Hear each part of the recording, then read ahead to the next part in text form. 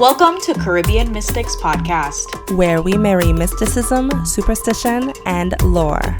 I'm your host, Paulina. And I'm your host, Gabrielle, and we are your resident Caribbean mystics. Join us today as we explore the depths of real supernatural stories told by real people located right in our very own backyard.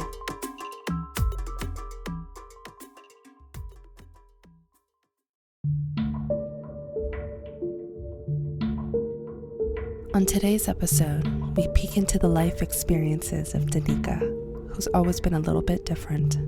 She seems to know things before they happen, and reflects on how tragic a gift like this could be, but also life-saving and beautiful.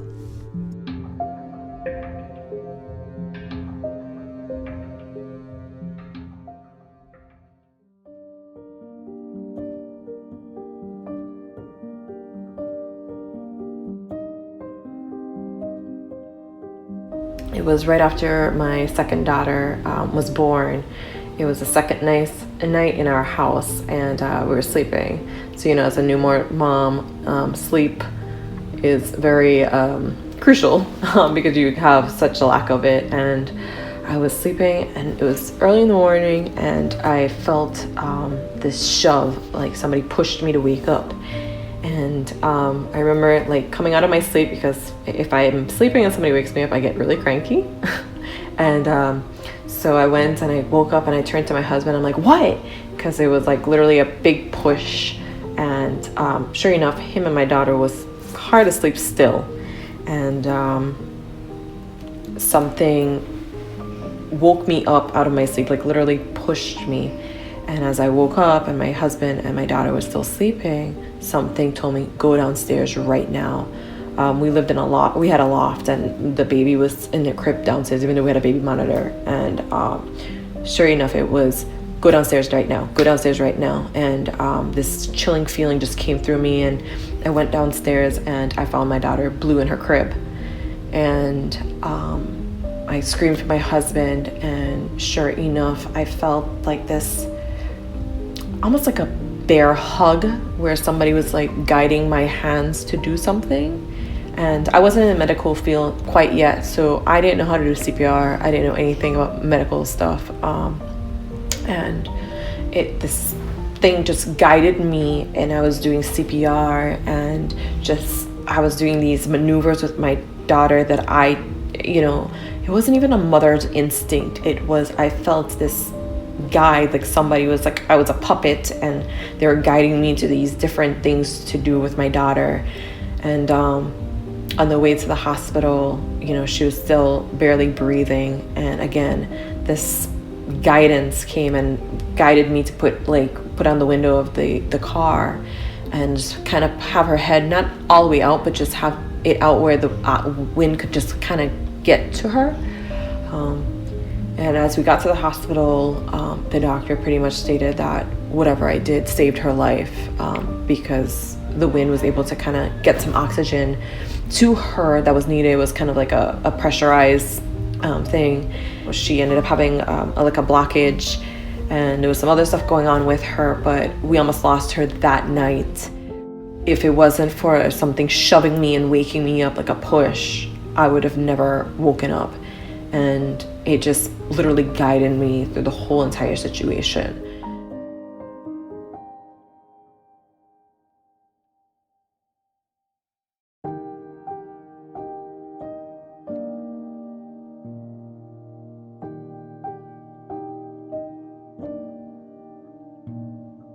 My aunt, she was diagnosed with cancer, and she was in the States, and she wanted me to come up to visit her. So my daughter and I both went up. It was, I want to say around Thanksgiving. It was right after Thanksgiving.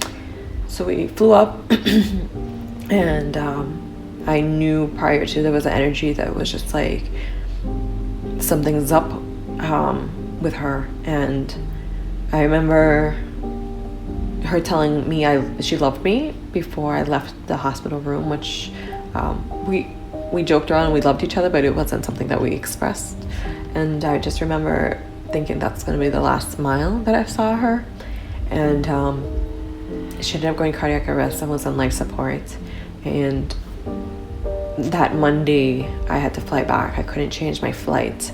And when I was in mid-flight coming back from Florida to St. Thomas, I got another push, I want to say, and I felt this energy release from me, and I kind of knew that. I looked at the time, and I knew she passed. Like, I just knew it, and I started crying in the middle of the plane. I just came out of the sleep, and I started crying, and I just knew she was gone.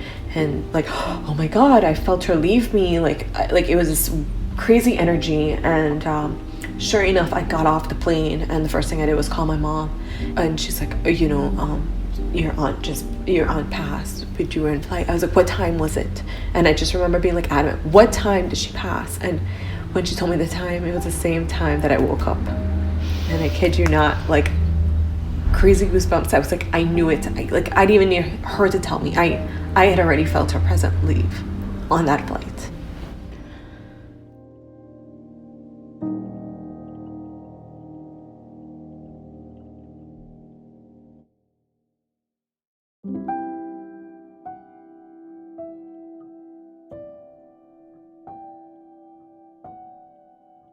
I've also experienced a beautiful thing where, my mother-in-law, she got sick, and the morning she passed, even though she was peacefully in her sleep, it was very sad, but she has this fascination with yellow breasts. So she was always feeding these yellow breasts, and we just all felt it. We felt the energy leave her. And then it was 4 o'clock in the morning, so it was pitch black. And this yellow breast comes storming in right after she passes in the room, and is flying up and down like crazy. Birds don't fly at nighttime, and this yellow breast is like flying crazy up and down, like almost taking us out. And then they stopped in the middle of the door and just looked down, and it's calm. And we just all knew, we're like, oh my God, she's okay. She made it to the other side. Like, we felt it. And that's not the only time with the yellow breast. So my husband was doing something he wasn't supposed to do, that his mother would not condone. And this was a few months after she had passed. And this yellow breast again came and was pulling at his hair. And his mom used to pull his hair when he got in trouble, and it was pulling his hair. And we all started laughing, and the tenant was there, and he videoed it because he was like, this is crazy. This is unbelievable. And this yellow breast ended up looking like his mom, but in a bird. So she was an amputee, and this bird only had 1 foot, and looked like a replica of her in a bird form. And we just started laughing because it was like, you weren't supposed to do it, your mother would come, and it was a beautiful moment.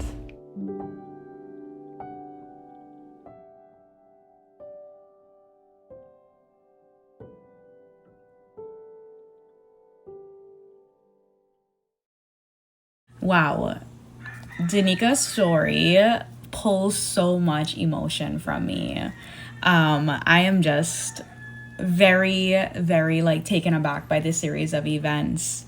Welcome back for another episode of Caribbean Mystics Podcast. I'm your co-host, Gabrielle, and I'm super excited to get into today's discussion. Yes, and I'm also your co-host, Paulina, and so am I, because this was such a heartfelt story that Deenica told.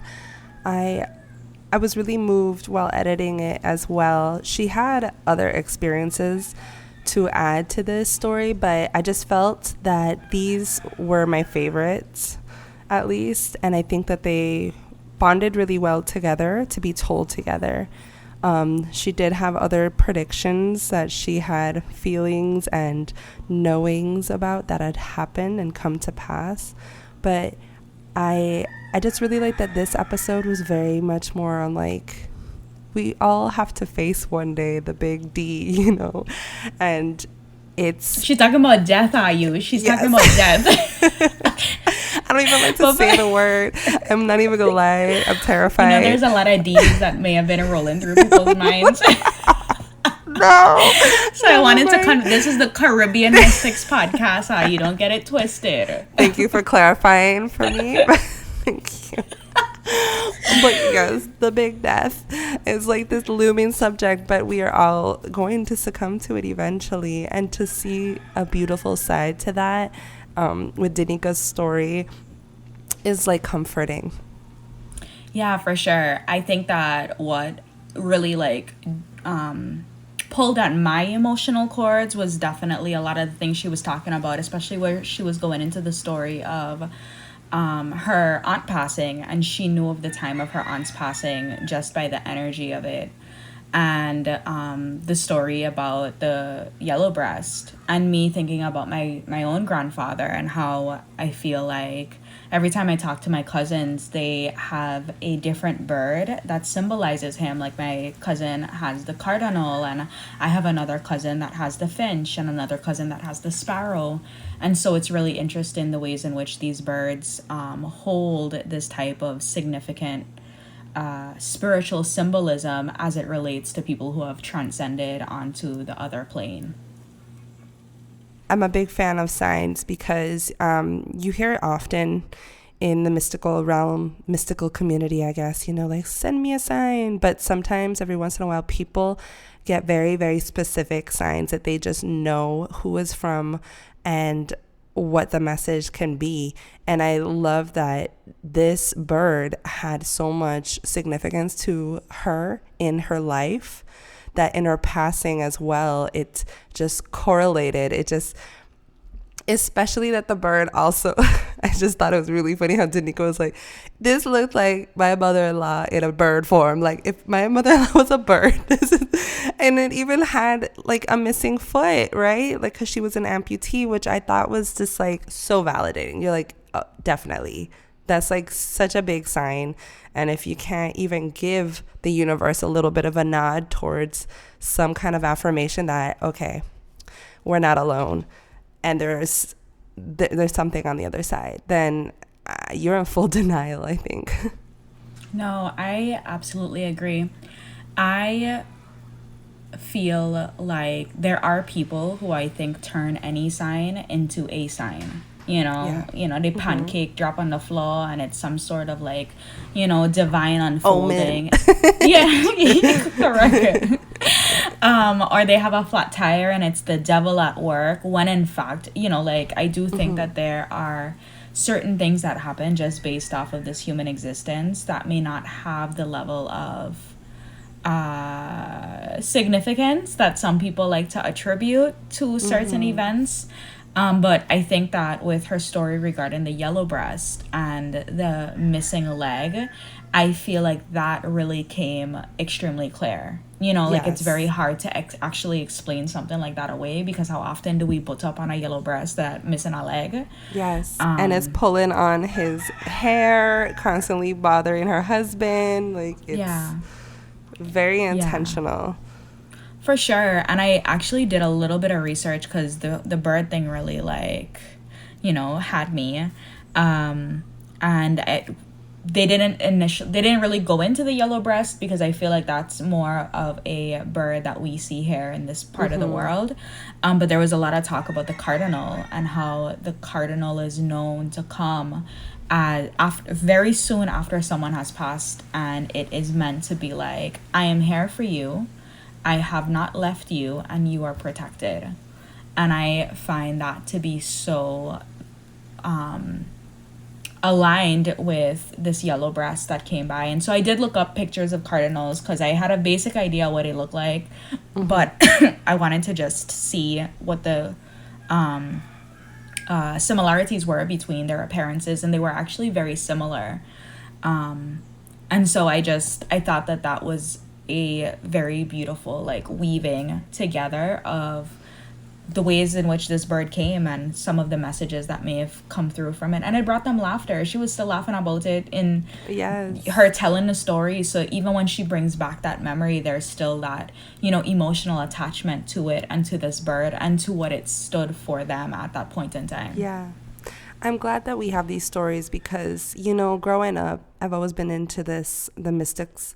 And you would always read the books and they'd be like, well, if you see a cardinal, if you see a blue jay, if use the pine from this tree, from oak tree and willow tree. And growing up in the Caribbean, how can I possibly relate to those birds or those trees, because they don't grow and they don't live in my environment.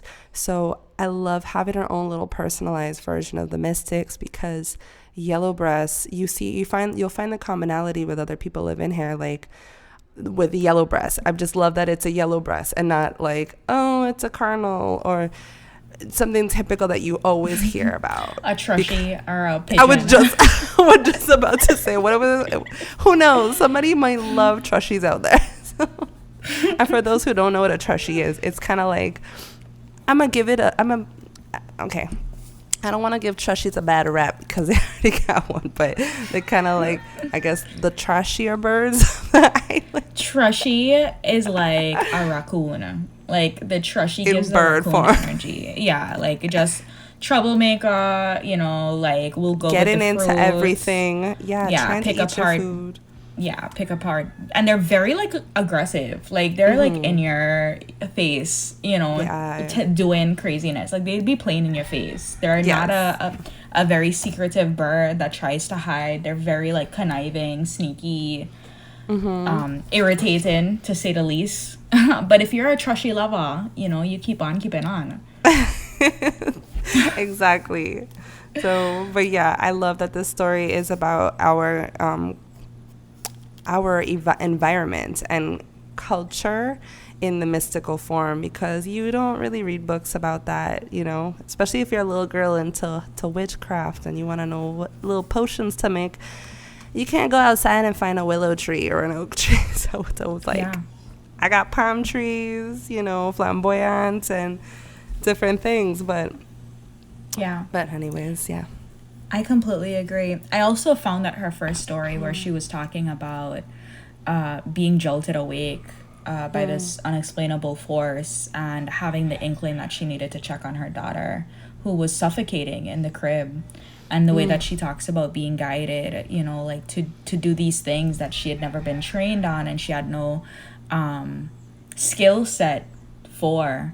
And all of it leading up to her actually saving her daughter's life. I think that there are certain aspects of ourselves that come through when we are in a place of emergency, when it's that fight or flight. It's that saying the right thing. It's that doing the right thing that happens in the midst of things. It's the people who have peace under pressure and are in immense amount of stress, but are still, like, able to function. And it is through that functioning that they're able to get to a place where the emergency has subsided. I was thinking about, what could that have been? And I feel like there was a lot of, like, ancestral energy that kind of, like, came to me when she was talking about this particular story, like ancestors around her, like, jolting her awake. But when it came time to her kind of knowing what to do, I think that is Deenica pulling on information that she subconsciously had but didn't consciously know from past lifetime experiences. And it's like, I don't know, you guys, many of you will never meet Deenica because she lived down here in the Virgin Islands and a lot of our listenership is in the States. But Deenica gives, like, medicine woman vibes. Like, as much as she talks about getting into the medical field later on in her life, when you talk to Deenica, like, there's a very old energy about her, and you can tell that she's been on this earthly rodeo a couple of times at least. And so I'd like to think that in moments where we are about to deviate from our destiny, where we are moving off of the path that God intended, there are forces that are very, our ancestors, our guides that are very reliant on our journey and what that journey means for ourselves, but also all of the people that we interact with come in and they act as agitators in order to move us back on that path. And it wasn't her daughter's time to go. And it wasn't, her time to be at the place where she's lost a child, because that would have deviated what she's here to do and all of the ways in which she's here to accomplish the things she's here to accomplish. And I feel like her ancestors worked in tandem to get her awake, but I think that, and to stay calm, but I think that inherent knowing is Deenica's own power shining through. I don't know Deenica as well as maybe you do, but I grew up seeing her a lot, We went to like similar schools, and like I would see her at events and things. And then I also taught her daughter some ukulele. So sweet. But I definitely get like nurture vibes from Deenica, like motherly nurture vibes. And I mean, she seems like she is such an amazing mother. And you see like all her posts, all the things she does for her daughters.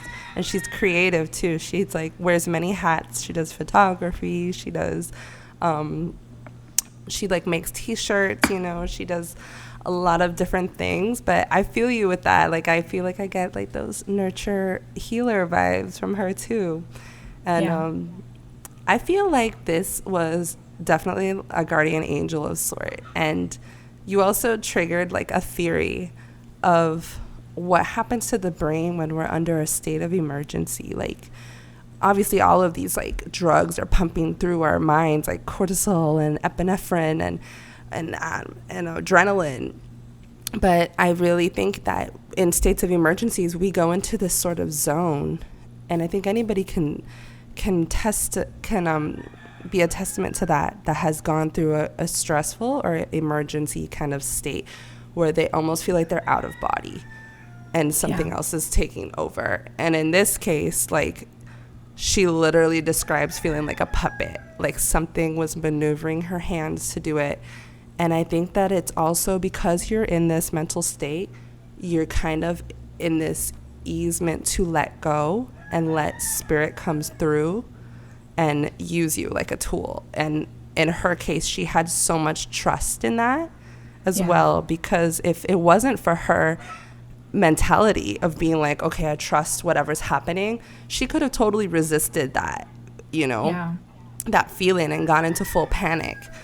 But she didn't, she calmed down and she kind of just followed whatever this was guiding her.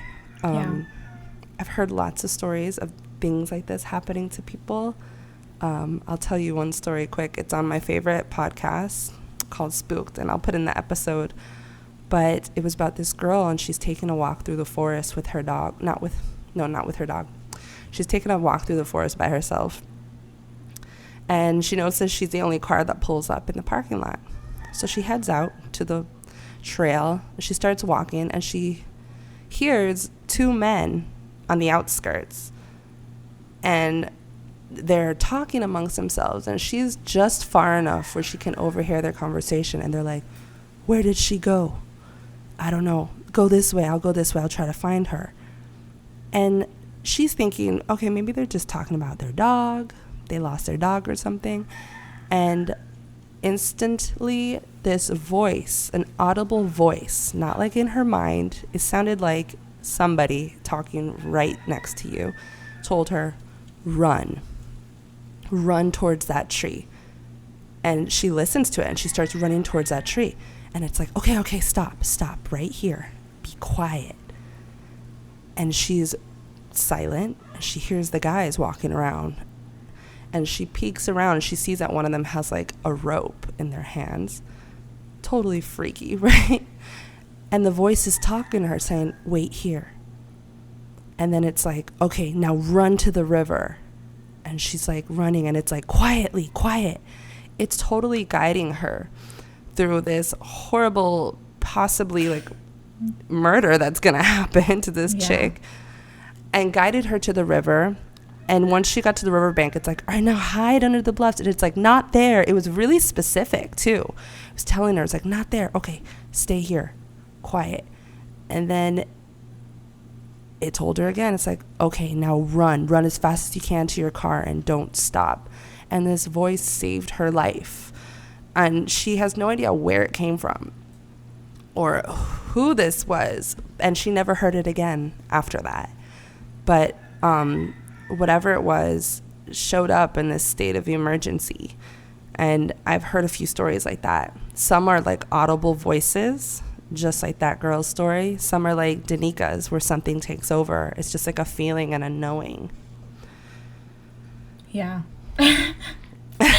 That's intense. And also it's just, there are these things that happen, these like miracles that like make you really like stop and pause and like really take stock of life and how mystical and magical life is just around every corner.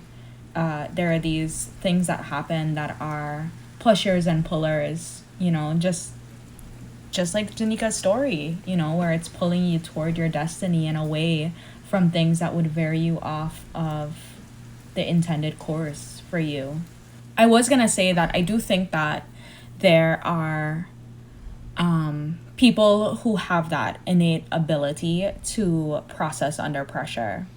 And you don't know whether you are that person or not until you actually have to experience it. Chaos is all around you, and you are the one that is there managing. And I have been in several instances where, because it's just like everyone wants to think they're the hero.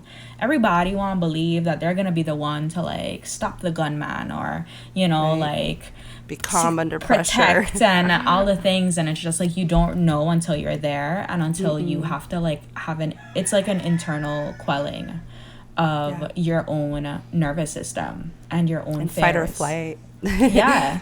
And so I've been in several instances where there is chaos around me, and I basically in my head it's just like you just kind of know that like if you don't take control of this situation, no one else can. No one else has the capacity. And so a really like a story that I think about like with my own life is when my grandfather, we didn't know he was sick, and there was a few days he couldn't get out of bed, and everyone had tried to talk to him to convince him to go to the hospital. In the Caribbean, older folk have a very jaded relationship with the medical system. They don't trust doctors, they don't trust medication. And so to be an elderly person and going to the hospital, it could be very traumatizing and scary, especially if you have loved ones who have died in the hospital. And after death, people tend to have all of these speculations around what coulda, shoulda, woulda happen. And so I remember my grandfather laying down in bed, and he was always a very active person. He never took naps or anything like that. But he's laying down in bed in the middle of the day, and everyone had kind of gotten frustrated with talking to him, so they had left the room. And I remember sitting down with my grandfather and asking God, I don't know what to say, help me. Like, help me to say what I need to say to convince him to go to the hospital. And I literally turned to my grandfather and I was just like, do you want to die? Because if you stay in bed tonight, you'll die. You're not gonna wake up tomorrow morning. And he looks at me and I'm thinking to myself, what a really brash thing to tell somebody. Like, you know, like the voice in my head is like, go with it, sis. And so I'm just like, you know, I love you and I'm not ready to lose you.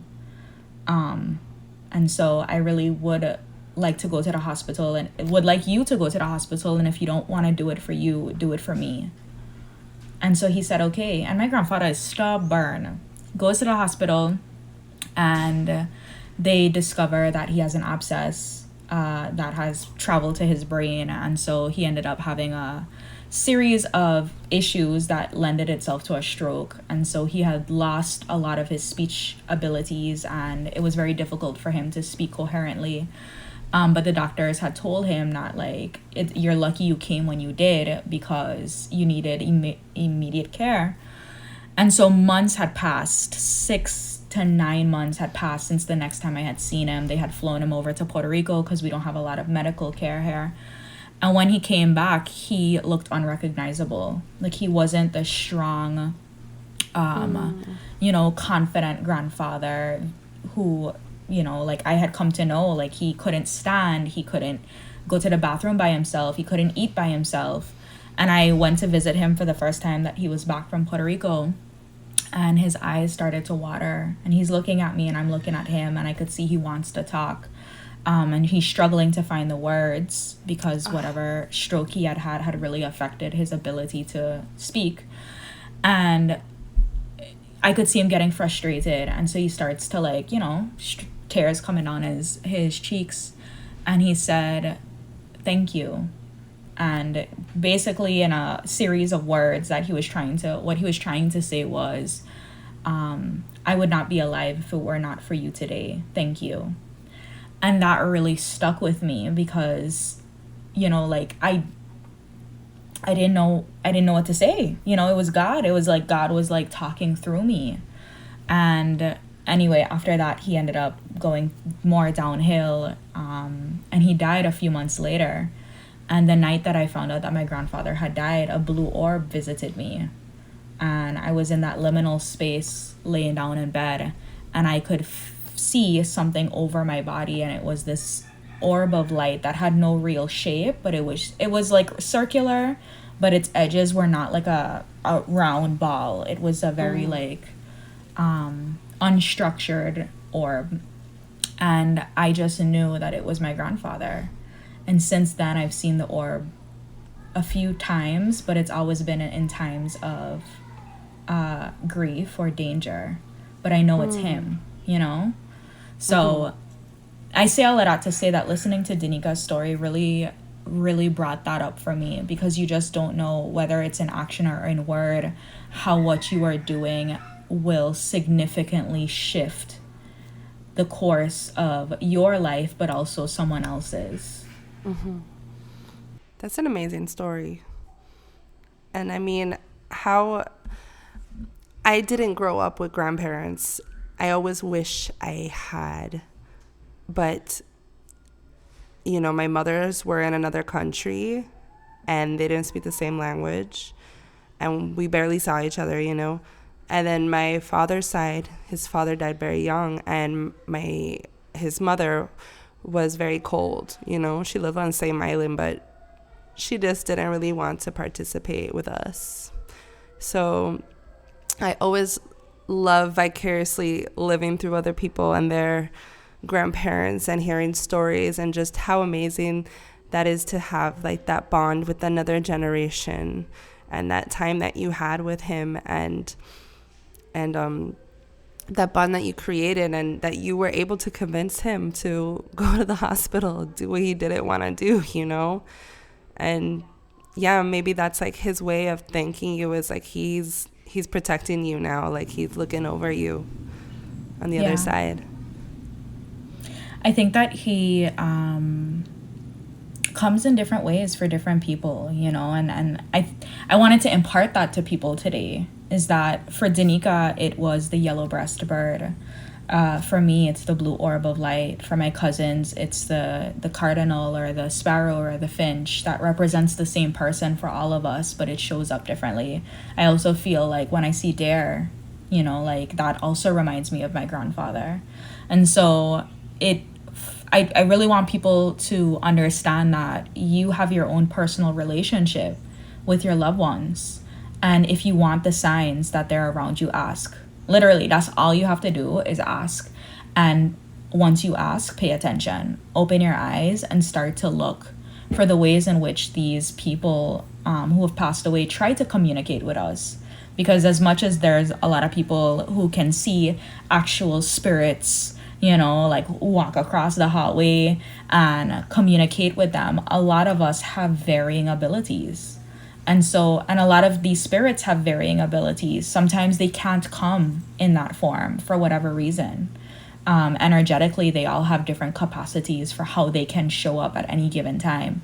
And it's a lot less energy to be a bird or to tread on a cup from your dishwasher than it is to come as a full-fledged, human, being. That takes an incredible amount of energetic input to show up in that way. And so it is about opening your minds to the possibility that maybe there's communication happening all around us all the time. But are we paying attention? I definitely agree that it's very personal, our relationship with spirit, or your relationship with God or goddess or whoever or whatever, the universe. I think it's very personalized, and same thing with the way spirit will come through to you and communicate to you. And I think we talked about it in other episodes that like some people are clairaudient, clairvoyant, they have knowings, But with signs, I also agree. Like I think another thing too is not just to ask, but also to be specific if you want to, because it can clarify it for you even more, you know, like show me a pink heart. Let me know that that's the deal. And then I think the second validating factor is the resonance that you feel when you see something. And it's like that first instantaneous, like, holy shit, is that my sign? And most likely it is, you know? And I know like it's just very human nature of us to kind of like deny and rationalize everything, but give thanks for it anyways, you know? Be grateful for it and be like, thank you. And you might start to see more. I've just noticed that in my own personal experience when I ask for like signs for certain things, like being specific really helps. And then also just acknowledging the sign and being like, thank you, even if you're not sure. But a lot of times, you know, like you really have this gnawing feeling like that's so beyond coincidental.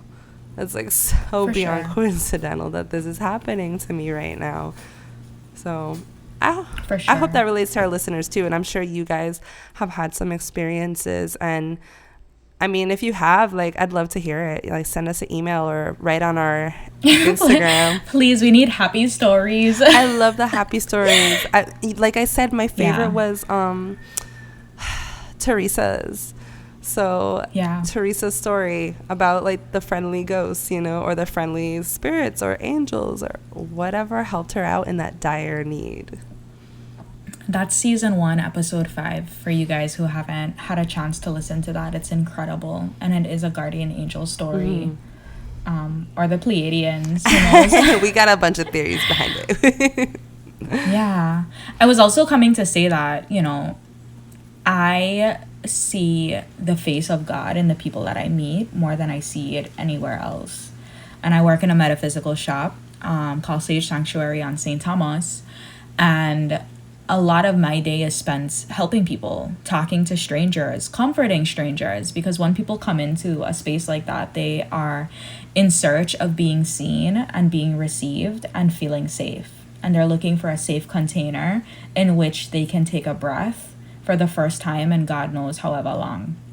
And I will be going through my own personal trials, tribulations, or I will have various guidances that I'm looking for from the divine, and I will meet someone, get wrapped into conversation with this complete stranger, and more times than not, a lot of what they're experiencing, I'm experiencing. Or sometimes I'll be talking to them and I will have a moment where I feel like I, Gabrielle, step aside and spirit is talking through me to them. And at the end of whatever monologue, dissertation I just give the people them, I like gasp in my head and I'm like, oh my gosh, this is the answer to my own problem. Like I literally am giving these people the medicine that I'm here externally trying to source, talking about, you know, like God, you know, like whatever. And I just literally pull that information from myself, you know, like, and so I say that to say as well that a lot of the magic that I see unfolding in my personal life comes by way of extending kindness to other people. Because you just never know who you're talking to. You never know how the person standing in front of you, who might be caught in the eye and sulking and big lip and all of that, may be the person that says something that completely transforms your perspective, that completely shifts the way you see the world and the way in which you show up in the world. And so magic happens like that as well. It happens between us in interconnection and in community. I first and foremost wanted to thank Deenica because I found her stories to be very personal and intimate and sweet. And so I wanted to offer her a very huge bow of gratitude for sharing it with us. Yeah. Like, and we love some good old positive stories. Brace are you back because next week on can be scary. But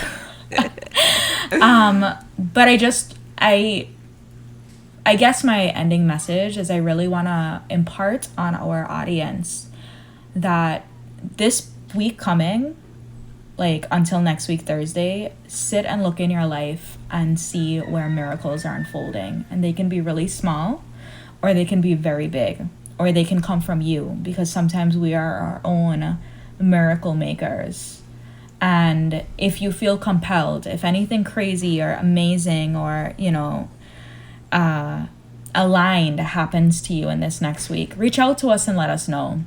We would love to know all about it, but as well as if you're interested in us sharing it, Paulina and I are working on creating an episode 8 that is going to be less about a story and more about question and answer, and a beautiful, easygoing dialogue. So if anyone has any questions for us, you can ask us questions about our personal lives.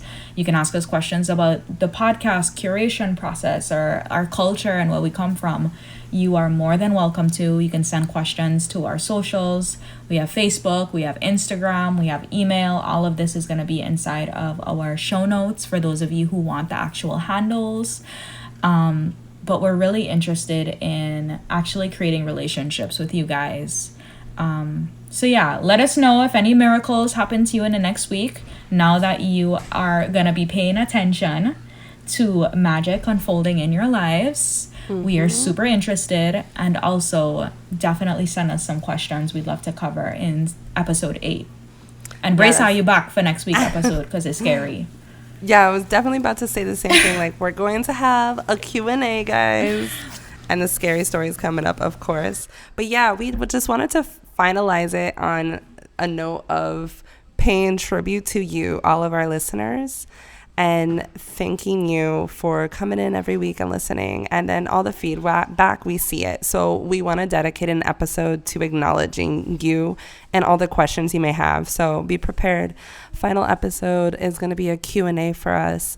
So bring them in, Caribbean Mystics Podcast at gmail.com. Submit all your questions that you got. Yeah. Anyways, I think we're going to leave it at that, you guys, and have a beautiful week. Thank you for listening to Caribbean Mystics Podcast. If you enjoyed the show, don't forget to share with your family and friends. Like, follow, and subscribe to keep up with all of our spooky Caribbean content. Do you have a story you'd like to share that took place in the Caribbean? Email us at caribbeanmysticspodcast@gmail.com. That's caribbeanmysticspodcast@gmail.com. Or check the show notes for more info. Caribbean Mystics is created and hosted by Paulina Creaky and Gabrielle Carrard. Theme song is Folktale Jouvert Riddim by Marcano.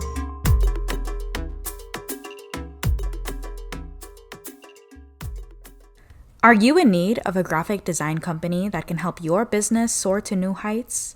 Look no further than Sparrow and the Finch Designs. Our team of skilled designers can create stunning logos, eye-catching advertisements, and visually stunning websites that will make your business stand out from the flock. Trust Sparrow and the Finch Designs to bring your vision to life. Contact us today at 512-316-8830 to get started.